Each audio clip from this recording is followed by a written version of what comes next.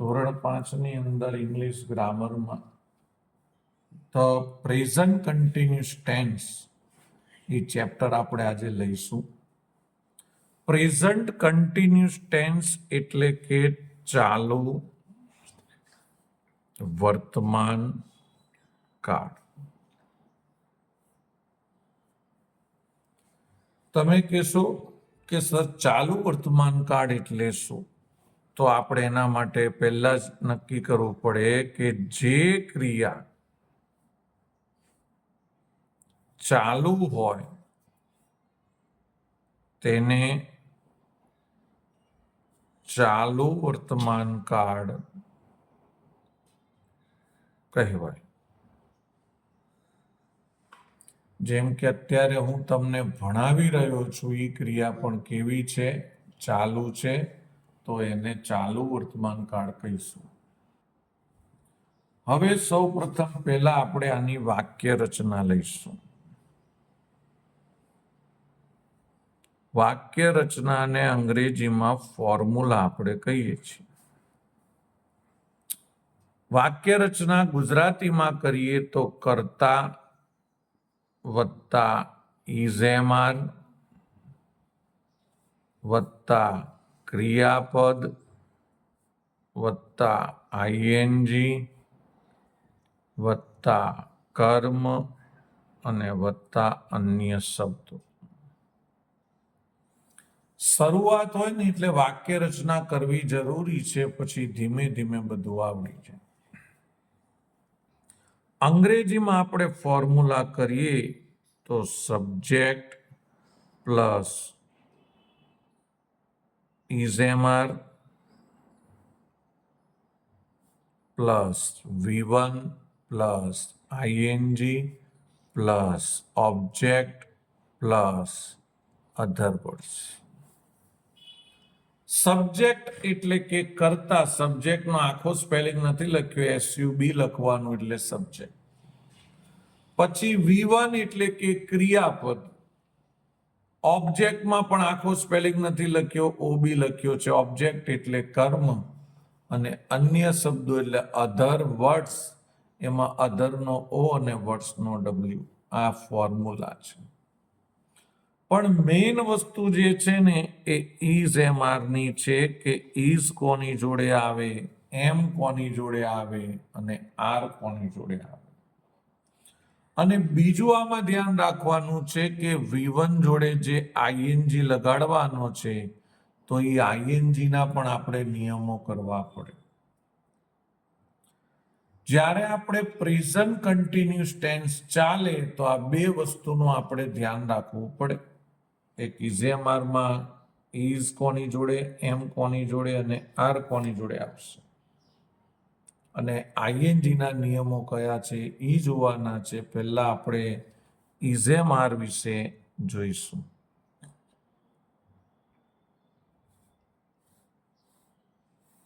એક કોઠો છે એ વારંવાર તમારે આવ્યા જ કરે છે, જે છે એક વચન, બહુવચન, સિંગ્યુલર, પ્લુરલ, પ્રથમ પુરુષ, બીજો પુરુષ, ત્રીજો પુરુષ. પ્રથમ પુરુષ એટલે કે ફર્સ્ટ પર્સન, બીજો પુરુષ એટલે કે સેકન્ડ પર્સન,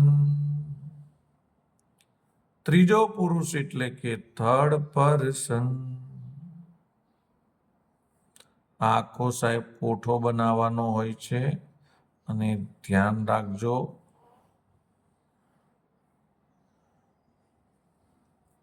આની ઘણી બધી ચર્ચાઓ આપણે કરેલી છે અને એનો એક અલગ આપણે વિડીયો પણ બનાવીશું કે પ્રથમ પુરુષ એટલે શું, બીજો એટલે શું અને ત્રીજો એટલે શું. પણ હાલ આપણને ખબર છે કે અહીંયા આવે આઈ, અહીંયા આવે વી, બીજા પુરુષમાં આવશે યુ, અને ત્રીજા પુરુષમાં આવશે હી, સી, ઇટ અને સામે ધે. આપણે શેનો યુઝ કરવાનો છે કે ઇઝ એમઆર ક્યાં આવે? કેમ કરવાનો છે? કારણ કે પ્રેઝન્ટ કન્ટિન્યુઅસ ટેન્સનો જે ફોર્મ્યુલા છે એમાં આપણે ઇઝ એમઆર લખવાનું છે. તો ચાલો મિત્રો આપણે જોઈ લઈશું. આઈ જોડે એમ આવે, હી સીટ જોડે ઇઝ આવે અને બાકી બધા જ જોડે શું આવશે? આર આવશે. આવું બધું આપણને સ્કૂલમાં પણ લખાવે છે પણ એનો યુઝ સમજાવતા નથી.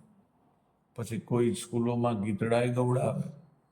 આઈ am, we are, you are, you are, he is, she is, it is, they are. તો તમને ખબર પડી ગઈ. આઈ જોડે એમ આવે, હી સીટ જોડે ઇઝ આવે, બાકી બધા જ જોડે શું આવશે? આર આવશે. હવે આપણે શીખીશું આઈએનજી ના નિયમો. આઈએનજી ના નિયમો.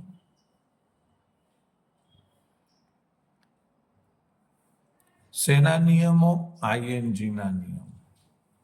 સૌથી પહેલો નિયમ આપણે એ લઈશું, કોઈ સ્પેલિંગની પાછળ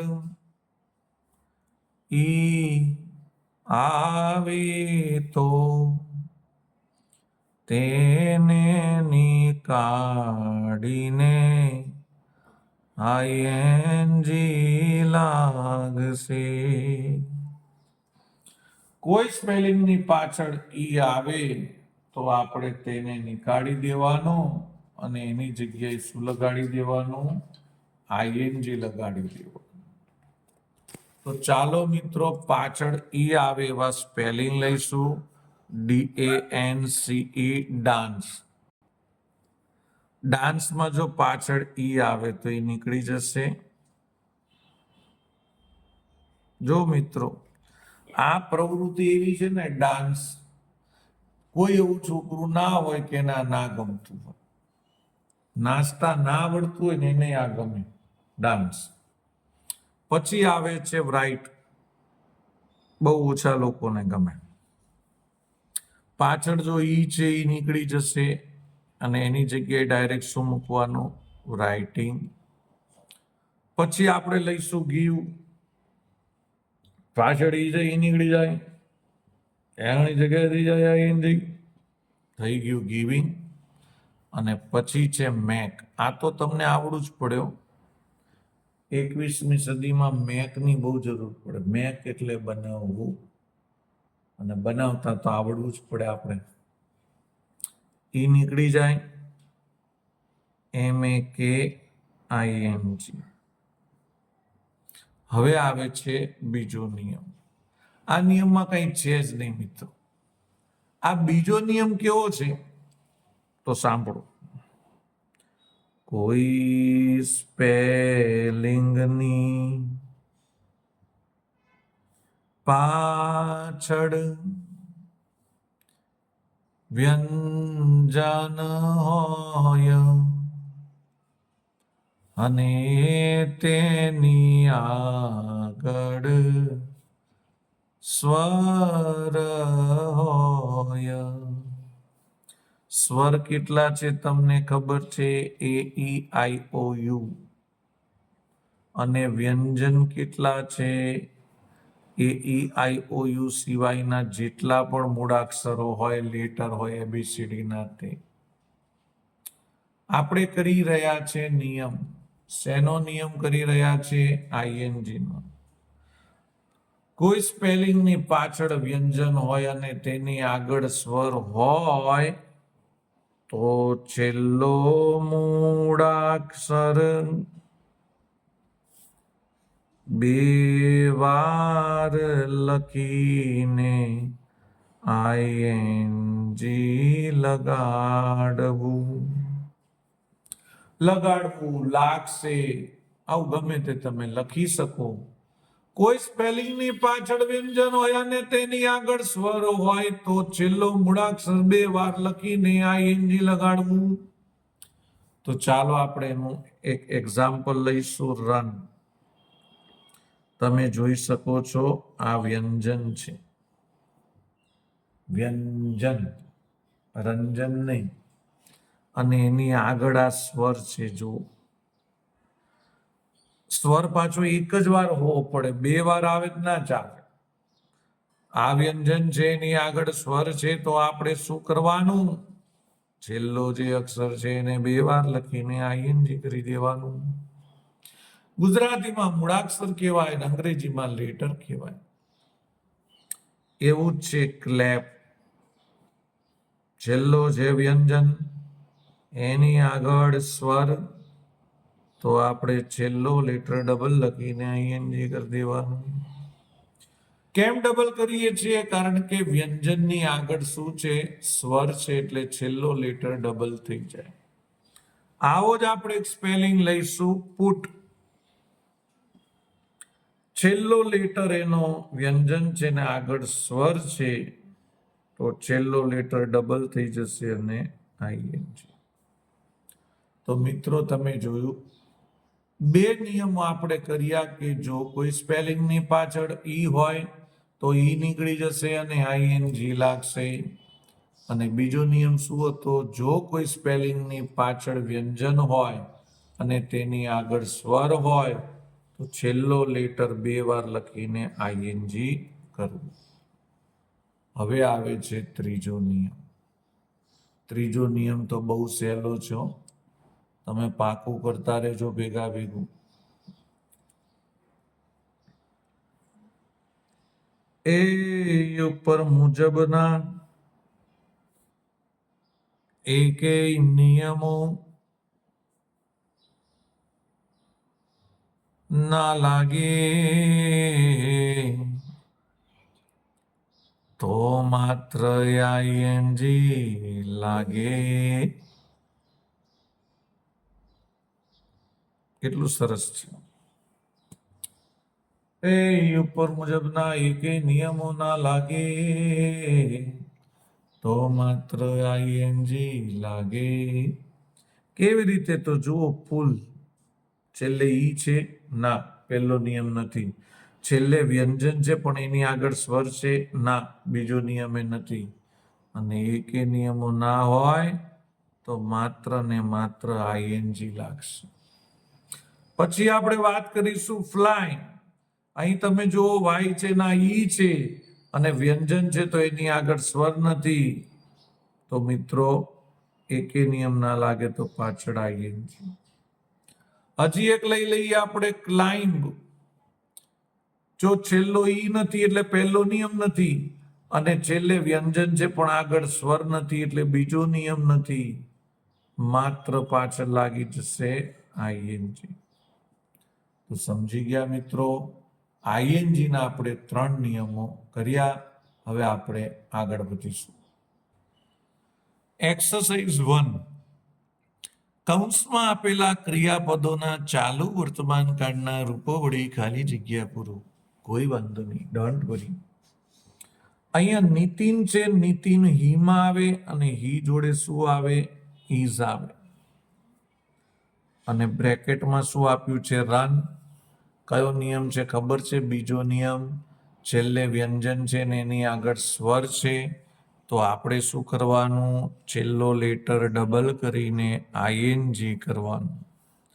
નિયમ નંબર 2. નિયમો આપણને યાદ રહેવા જોઈએ. અહીંયા વી છે તો વીની જોડે આવશે આ. ચલો જુઓ તો, વોચ છે, છેલ્લે ઈ નથી એટલે પહેલો નિયમ નહીં આવે.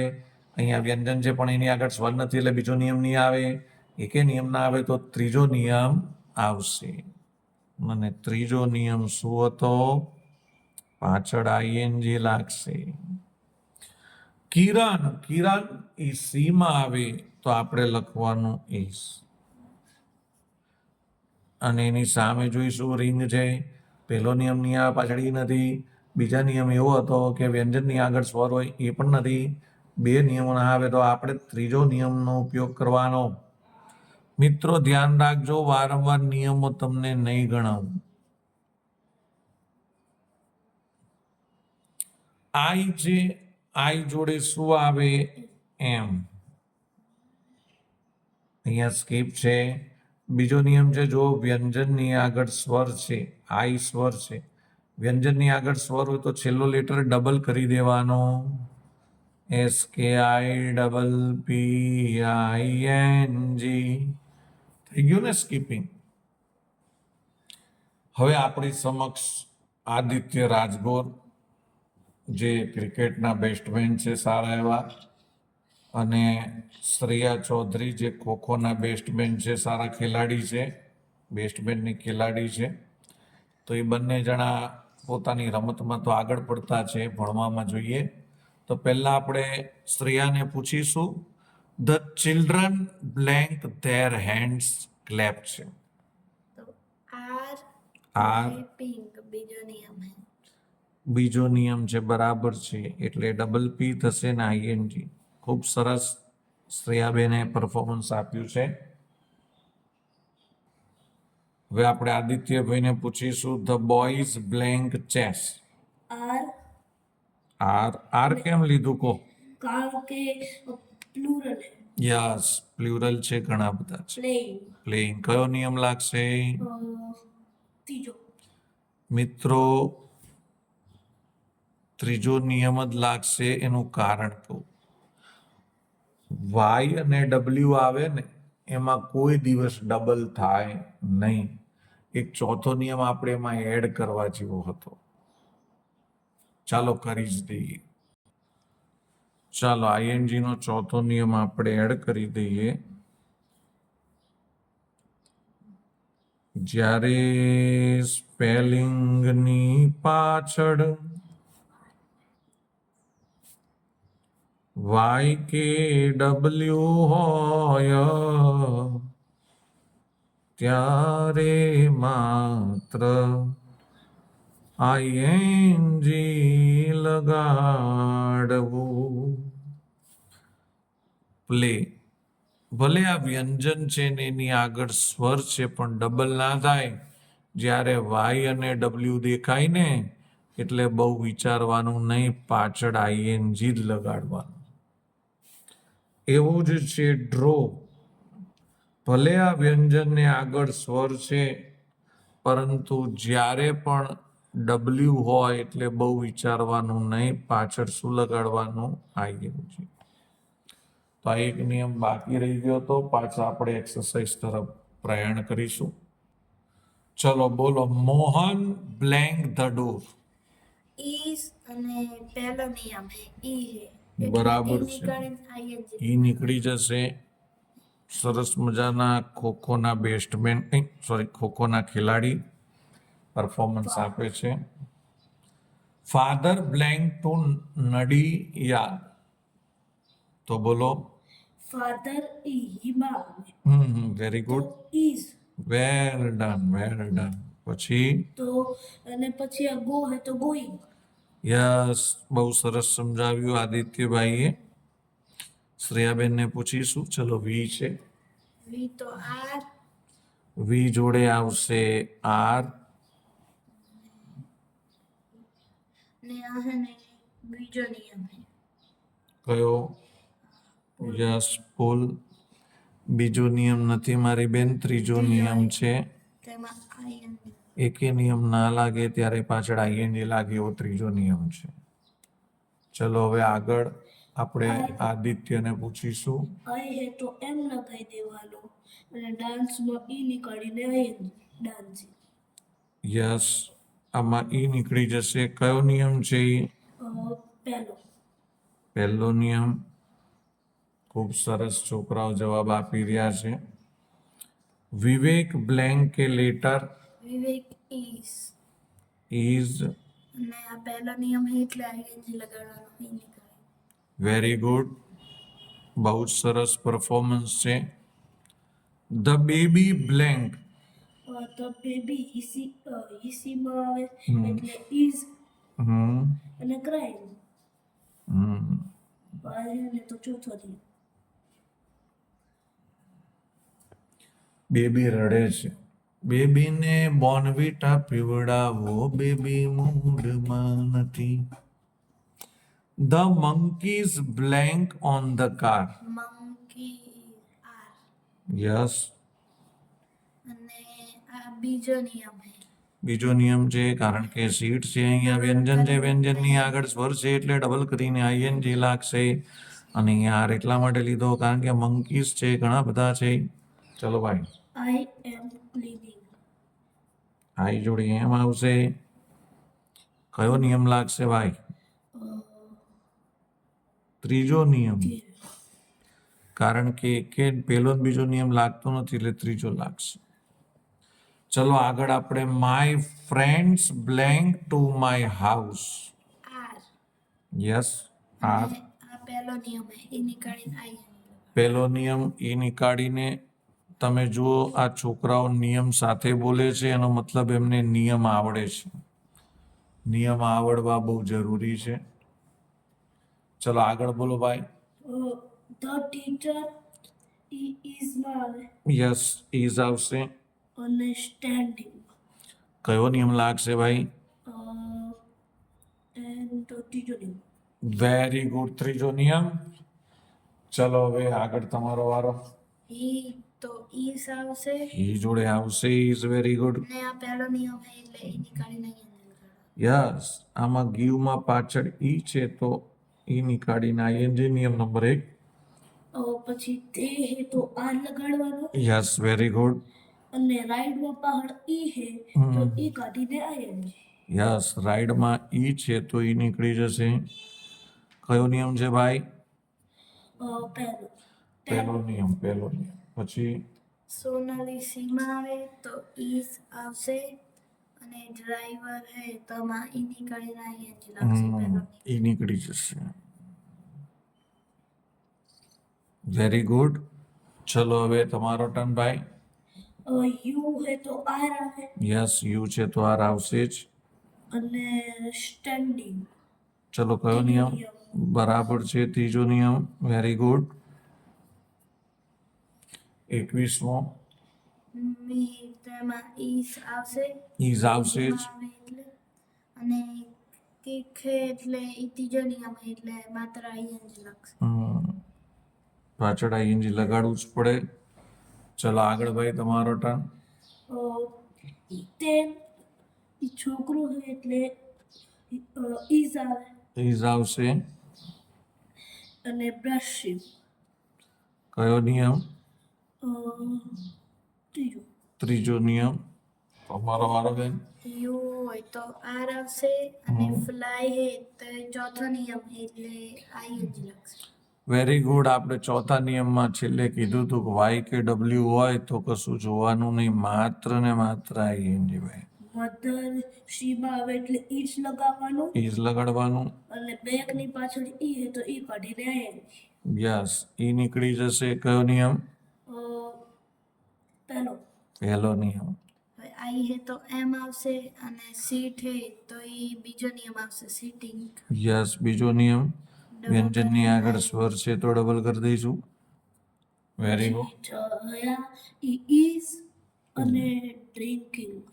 યસ, ઇઝ અને ડ્રિંક છે. કયો નિયમ લાગશે ભાઈ? આનો તો ત્રીજો નિયમ લાગશે. ત્રીજો નિયમ લાગશે. Very good. ને ટોમ હે ઈ માં આવે તો એમાં ઈઝ આવશે. અને સ્ટેક હે તો ઈ પહેલો નિયમ ઈ નીકળીને આઈએનજી લાગશે. યસ, ઈ નીકળી જશે. ચલો ભાઈ તમારો ટર્ન હવે. વી હે તો આર. વી જોડે આર આવશે. અને વોકિંગ હે તો વોકિંગ. એની જોડે વોક છે તો વોકિંગ કરી દઈશું આપણે. ચલો હવે તમારો.